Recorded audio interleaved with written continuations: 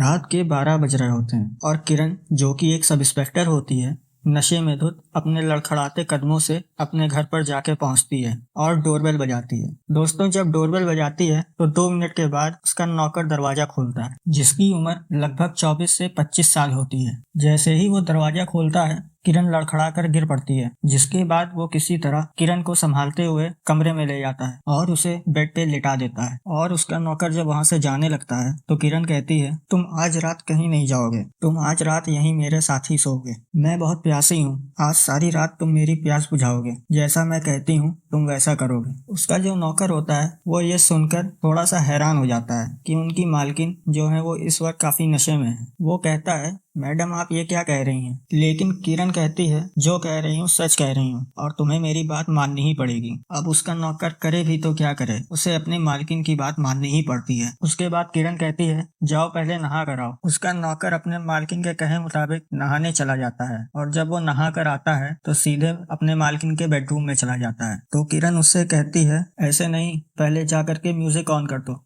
और म्यूजिक का वॉल्यूम बढ़ा देना, क्योंकि बिस्तर पे मैं चिल्लाती ज्यादा हूँ, कहीं मेरी सिसकियों की आवाज पड़ोसियों के घर तक ना पहुंचे, इसलिए म्यूजिक के वॉल्यूम को थोड़ा बढ़ा देना। और उसके बाद अपना एक एक कपड़ा उतारते हुए तुम मेरे पलंग पे आ जाना। उसका नौकर जो होता है वो एक पालतू जानवर की तरह अपनी मालकिन का सारा आदेश मानता चला जाता है। जैसा कि किरण कहती है, वो अपने एक एक कपड़े उतार के उसके पलंग पे आके बैठ जाता है। उसके बाद किरण एक भूखी बिल्ली की तरह उसके ऊपर टूट पड़ती है और अपने नौकर के साथ संबंध बनाने लग जाती है। थोड़ी देर बाद उसका नौकर भी पूरा साथ देने लग जाता है और दोनों जमकर संबंध बनाते हैं और ये खेल सारी रात चलता है और देखते ही देखते कब दोनों की आंख लग जाती है ये पता ही नहीं चलता है। और जब सुबह किरण की आंख खुलती है तो वो अपने आप को एक खुली किताब की तरह बेड पे पड़ा पाती है। उसे बीते रात का कुछ याद ही नहीं रहता। जैसे ही उसकी नजर बगल में पड़ती है, वो देखती है कि उसका नौकर बगल में पूरी तरह से नग्न अवस्था में पड़ा सो रहा होता है। किरण को ये सब देख एक झटका लगता है, जैसे कि वो अभी नशे से बाहर आई हो। वो अपने नौकर को उठाती है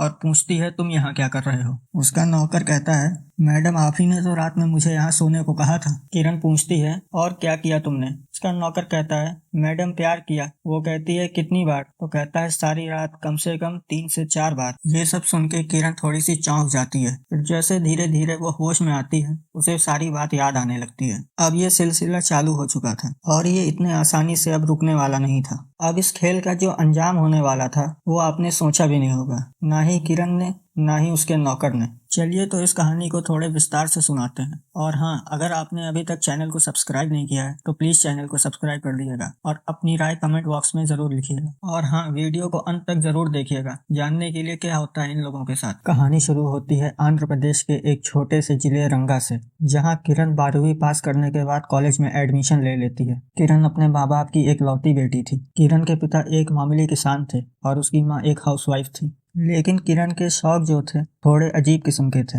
जैसे ही वह जवानी की दहलीज पर कदम रखती है, उसके कदम बहकने लगते हैं। और दोस्तों, वह लड़की पढ़ने में तो औसत थी, लेकिन खेलकूद में होशियार थी। जब से किरण कॉलेज जाना चालू की, तब से वो बाकी लड़कियों के साथ मोबाइल में देख देख कर उसको भी बॉयफ्रेंड का चस्का लग गया। किरण ने मन ही मन सोच लिया था कि मेरा भी बॉयफ्रेंड होना चाहिए और मुझे भी लाइफ में कुछ करना है। मुझे भी ये सारी मस्ती करनी है जो बाकी लड़कियां करती हैं।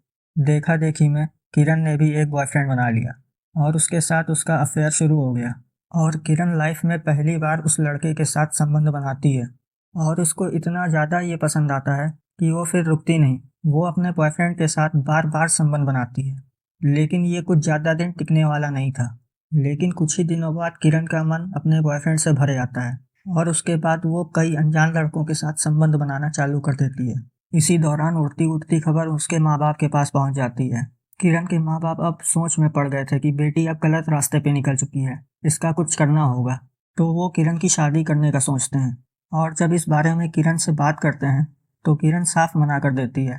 कहती है, मुझे शादी नहीं करना, जब करना होगा तब मैं खुद ही कर लूंगी। वो कहती है, मुझे लाइफ में कुछ करना है, आगे बढ़ना है, मैं अभी शादी नहीं कर सकती हूँ। अगर मैं कुछ नहीं कर पाई तो आप लोग मेरी शादी कर दीजिएगा, लेकिन मैं अभी शादी नहीं करूंगी। किरण के माँ बाप को उसकी ये बात माननी पड़ती है और मानते भी कैसे ना, किरण उनकी एकलौती बेटी थी। वो अपनी बेटी की जिद के सामने जीत नहीं सके और वो उसकी शादी जबरदस्ती भी नहीं कराना चाहते थे। किरण अपने कुछ दोस्तों के साथ इस बार पुलिस भर्ती का फॉर्म भर देती है और फॉर्म भरने के बाद जब एग्जाम होता है तो वो एग्ज़ाम को क्वालिफाई कर देती है। किरण खेल कूद में अच्छी थी, तो वो फिजिकल एग्ज़ाम भी बहुत आसानी से पास कर देती है। उसके बाद ये ट्रेनिंग में चली जाती है और अच्छे परफॉर्मेंस और किस्मत के बदौलत इसका सिलेक्शन हो ही जाता है और ये सब इंस्पेक्टर की पोस्ट के लिए चुनी जाती है। इसकी पोस्टिंग आंध्र प्रदेश के पुलिस मुख्यालय में लगा दी जाती है। लेकिन आप तो जानते हैं किरण का मन और स्वभाव कैसा था, जो कि पहले ही इस कहानी में बताया गया है। लेकिन जैसा भी हो, वो अब एक पुलिस ऑफिसर बन चुकी थी। अब वो इस ओहदे पर थी कि जो काम वो पहले खुलेआम करते आ रही थी, वो काम अब उसे करना शोभा नहीं देता था और ना ही ऐसे अब वो कर सकती थी, क्योंकि अब उसके कंधे पर एक जिम्मेदारी थी और इस प्रकार से अगर वो कुछ काम करेगी और अगर कभी आगे बात खुल गई तो काफ़ी बदनामी होगी। ये सोचकर वो अपने आप को काफ़ी कंट्रोल करती थी, लेकिन ये लत उसे काफ़ी बुरी तरह से जकड़ चुकी थी। वो कंट्रोल करती तो कब तक करती। अब होता क्या है कि किरण को जो गाड़ी मिली हुई थी, उसका जो ड्राइवर था वो भी दिखने में ठीक ठाक था और लंबा चौड़ा था। किरण अपने आप को कंट्रोल नहीं कर पाती है और उस ड्राइवर के साथ संबंध बना लेती है।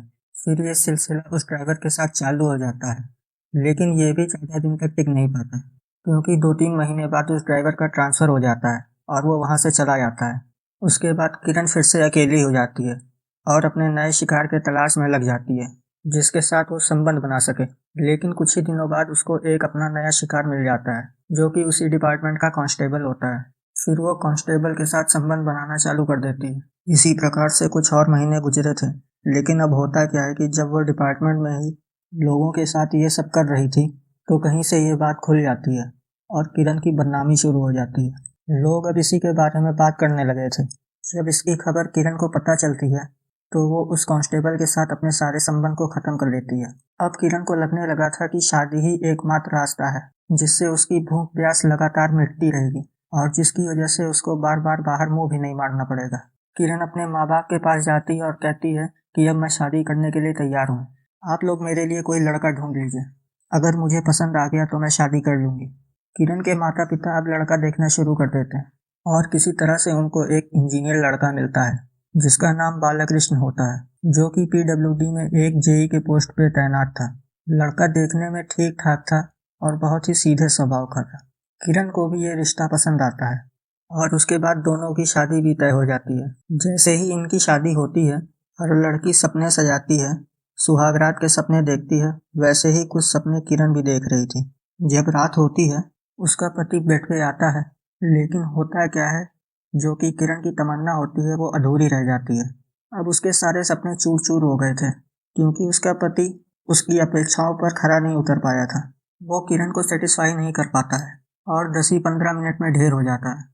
लेकिन किरण की आदत तो सारी सारी रात की थी, जैसा कि वो हमेशा किया करती थी। लेकिन ये जो पहली रात हुआ, वो अब हर रोज की कहानी बन गई थी। बाला कृष्णा किरण को संतुष्ट नहीं कर पाता था और वो गर्म ही रह जाती थी। एक दिन खिसिया कर किरण अपने पति से कहती है, तुम्हें ट्रीटमेंट की जरूरत है, तुम किसी अच्छे डॉक्टर से क्यों नहीं मिल लेते? तुम्हें अपना इलाज करवाना ही होगा, नहीं तो अगर ऐसा ही चलता रहा तो हमारी पारिवारिक जिंदगी का क्या होगा? हमारी लाइफ आगे कैसे बढ़ेगी? हम लोग आगे संसार कैसे चला पाएंगे?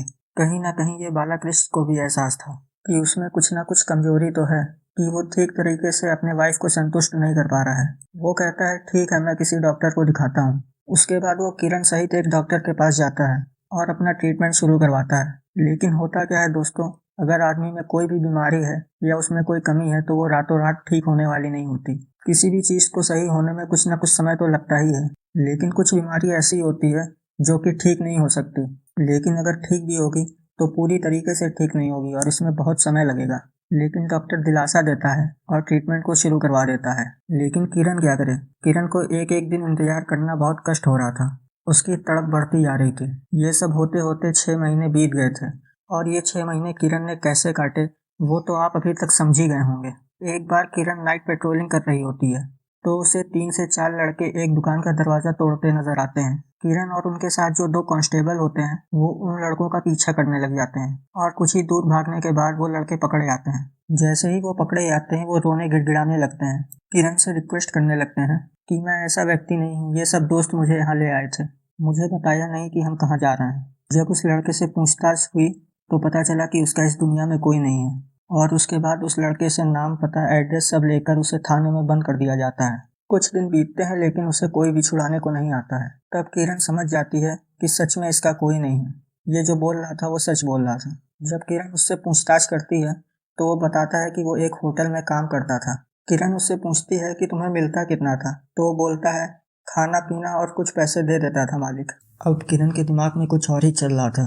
किरण उस लड़के को मोहरा बनाने की सोच रही थी। किरण सोच रही थी कि अब इस लड़के को अपना परमानेंट खिलौना बना लिया जाए तो कैसा रहेगा, लड़का दिखने में भी ठीक ठाक है। अब किरण के दिल में अलग ही खिचड़ी पकने लगी थी। वो उस लड़के से कहती है, देखो मैं तुम्हें यहाँ से छुड़वा लूंगी, तुम पर कोई केस भी नहीं बनेगा और तुम्हें मैं एक नौकरी भी दूंगी जिसमें तुम्हें तनख्वाह भी दूंगी, खाना पीना और रहने की जगह भी दूंगी। लड़का ये सब सुनते ही खुश हो जाता है और किरण की बात मान लेता है। किरण अब उसको थाने से छुड़वा कर अपने घर ले आती है और उस लड़के से कहती है, ये मेरा घर है और आज से तुम्हें यहीं पे रहना है और जो भी काम मैं कहूँगी वो सारे काम तुम्हें करना है। इसके बाद वो अपने पति से कहती है, देखो मैं अपने घर के लिए एक नौकर लेके आई हूँ, आज से ये यहीं रहेगा और घर का देखभाल और घर के सारे काम यही करेगा। किरण का पति बोलता है, हाँ हमें नौकर की ज़रूरत तो थी, अच्छा हुआ तुम अपने लिए एक नौकर ले आई, इससे अब मेरी टेंशन भी ख़त्म हो जाएगी। हम दोनों ड्यूटी पे चले जाते हैं और घर खाली रहता है, ये सर दर्द अब हमारे दिमाग से निकल जाएगा। लेकिन किरण के पति को ये सब नहीं पता था कि वो इस लड़के को घर पे क्यों लेके आई है। किरण के पति को ड्यूटी के चक्कर में महीने में 1 हफ्ता बाहर रहना पड़ता है। अब किरण के अंदर हवस जाग चुकी थी। वो उसी हफ्ते का इंतजार कर रही थी जब उसका पति बाहर जाए, क्योंकि उसके रहते हुए ये काम मुमकिन नहीं था। कुछ दिनों बाद वो समय आ जाता है, किरण के पति को घर से बाहर जाना पड़ता है और इसी चीज का किरण को इंतजार था। फिर वही सब होता है जो मैंने आपको कहानी के शुरुआत में बताया था कि किरण ने कैसे नशे में उस नौकर के साथ संबंध बना लिया। के बाद किरण अपने नौकर से कहती है, मैं तो नशे में थी लेकिन तुम तो होश में थे, तुमने जो मेरे साथ किया है वो किसी को पता नहीं चलना चाहिए। अगर इस बात का राज खुला तो मैं तुम्हें गोली मार दूंगी और एनकाउंटर घोषित करवा दूंगी। ये सब सुनकर उसका नौकर घबरा जाता है और किरण की हाँ में हाँ मिला देता है। इसके बाद इन लोगों का खेल शुरू हो जाता है और ये कम से कम 3-4 महीना लगातार चलता है। कभी कभी तो जब किरण के पति घर में ही होते हैं तब भी ये लोग चोरी छुपे अपना काम कर लेते थे, लेकिन जब घर में कोई चीज़ हो रही हो तो घर ही में रहने वालों को कैसे नहीं पता होगा। एक रात जब किरण का पति सो रहा होता है और ये दोनों संबंध बना रहे होते हैं, उसी बीच किरण के पति की आंख खुल जाती है और वो सब कुछ देख लेता है कि उसके पीठ पीछे क्या चल रहा है, लेकिन उस टाइम वो किरण से कुछ नहीं बोलता है। अगली सुबह जब वो किरण से बात करता है तो किरण उस पर भड़क उठती है। किरण कहती है, अगर तुम मुझे संतुष्ट कर लेते तो मैं किसी और के पास क्यों जाऊं, कमी तो तुझमें है और तुम उल्टा मुझे बोल रहे हो। किरण का पति ये सब सुनकर खिसिया जाता है क्योंकि कमी तो उसमें भी थी।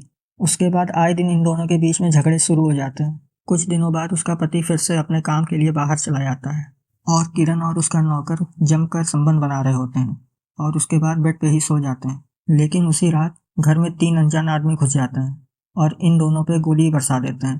फायरिंग की आवाज़ सुनकर अड़ोस पड़ोस के लोग इकट्ठा हो जाते हैं और पुलिस को फ़ोन करते हैं और पुलिस पहुंचने के बाद देखती है कि किरण और उसके नौकर दोनों को गोली लगी रहती है। वो तत्काल उन्हें हॉस्पिटल भेजती है, लेकिन किरण की तो जान बच जाती है, पर बदकिस्मती से उसका जो नौकर था वो मर जाता है, जिसके बाद पोस्टमार्टम में पता चलता है उसको 2 गोली लगी थी। इसके बाद पुलिस जब घर का पंचनामा करती है तो वो देखती है घर का सारा सामान अस्त व्यस्त है। घर में जितने भी जेवर और पैसे थे वो सब चोरी हो चुके थे।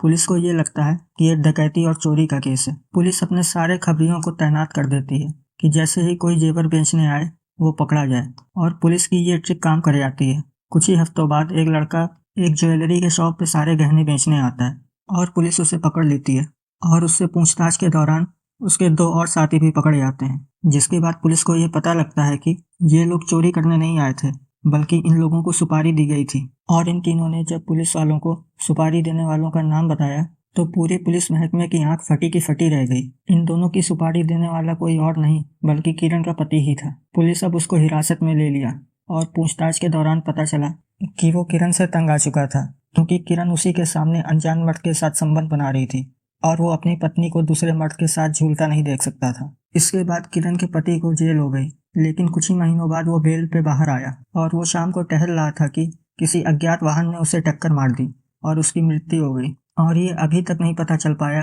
कि उसको टक्कर किसने मारी थी।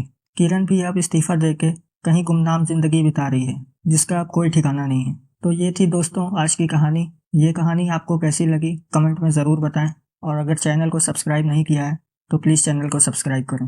धन्यवाद।